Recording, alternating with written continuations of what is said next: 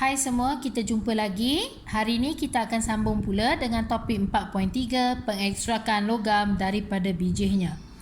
Pengekstrakan logam ialah proses untuk memperoleh suatu logam daripada bijih. So, kita akan gunakan siri kereaktifan logam untuk kita ekstrak keluar logam daripada bijih. Di sinilah kegunaan kedudukan karbon dan hidrogen tadi, yang mana apa-apa saja logam yang berada di atas karbon, apa saja logam yang berada di atas karbon, pengekstrakan adalah secara elektrolisis. Dan apa-apa logam yang berada di bawah karbon, pengekstrakan sehingga plumbum dari bawah karbon sehingga plumbum, pengekstrakan dilakukan secara penurunan oksida logam.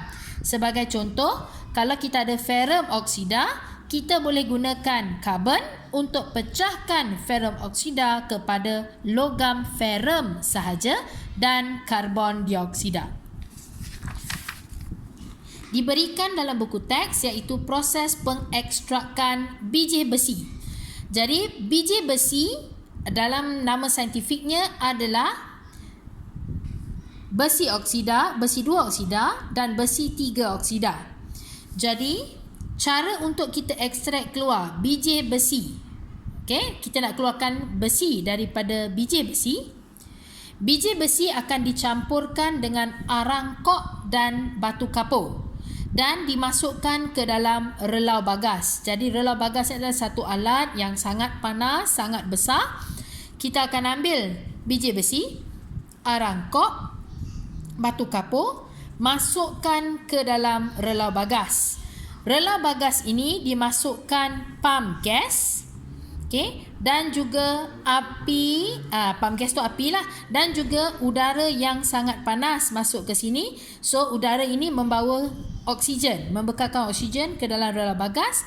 Maka campuran 3 bahan tadi, bijih besi, arang kok, batu kapur, panas di sini dan terbakar. Tindak balas di sini ditunjukkan pada sini. Tindak balas yang berlaku dalam relau bagas pada suhu yang tinggi. Jadi arang kok dan iaitu karbon bertindak balas dengan oksigen dalam udara panas untuk menghasilkan karbon dioksida dan haba.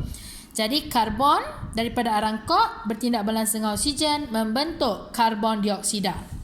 Karbon dioksida yang terhasil daripada tindak balas dengan arang kok akan membentuk pula karbon monoksida.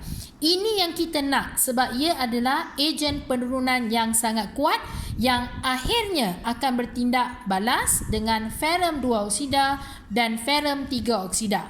So awak perhatikan di sini, hasil daripada tindak balas karbon monoksida bersama dengan ferrum-ferrum ini akan mengekstrak keluar logam ferrum daripada bijih besi kita. Batu kapur ataupun kalsium karbonat yang kita masukkan dekat sini tadi, akan membentuk kalsium oksida dan karbon dioksida apabila dipanaskan. Kalsium oksida ini akan bertindak balas dengan bendasing. Bendasing ni adalah kekotoran di dalam bijih besi yang kita tak mahu. Kita nak buang dia keluar.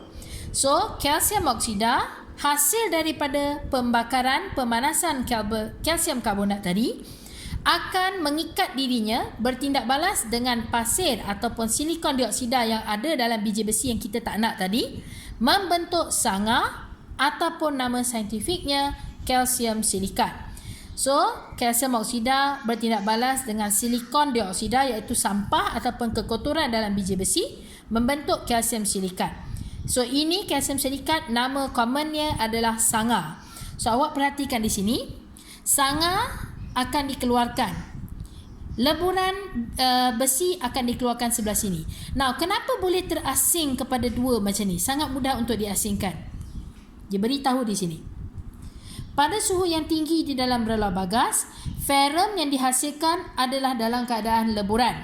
Leburan ferrum ini mengalir ke bahagian bawah relau. Dari semasa ke semasa, leburan ferrum dituang keluar ke dalam acuan, dibiarkan menyejuk dan membeku. Ini dikenali sebagai besi tuangan. So, ini adalah produk kita.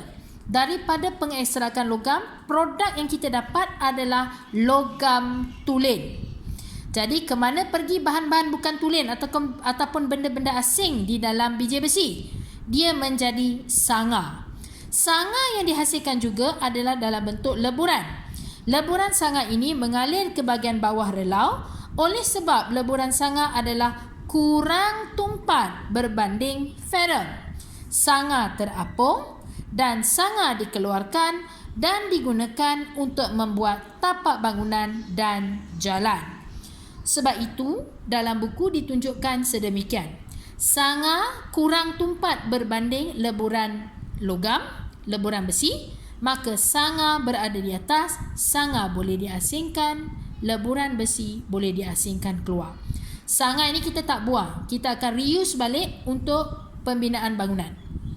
Jadi ini adalah pengekstrakan biji besi. Isu yang terbit dalam bidang perlombongan di Malaysia, paling utama adalah pencemaran udara. Pencemaran udara akibat pembakaran bahan api. Yang mana bahan api tadi kita dah tengok tadi, gas-gas yang keluar adalah karbon monoksida dan karbon dioksida. Jadi karbon dioksida akan menyumbang kepada pemanasan global. Karbon monoksida adalah sangat toksik terhadap hidupan. Selain daripada isu perlombongan yang wujud adalah penggunaan tenaga elektrik yang banyak, pemusnahan habitat akibat pembinaan lombong, pencemaran bunyi, hakisan tanah dan juga pencemaran air akibat pencucian biji-biji yang kita jumpa. Maka kita kena tahulah untuk kita lakukan isu perlombongan ini, maka kita mesti ada cara untuk mengatasi isu-isu negatif yang timbul akibat daripada perlombongan biji yang secara berleluasa. Jadi bagaimana kita nak mengatasi masalahnya? Tengok di sini.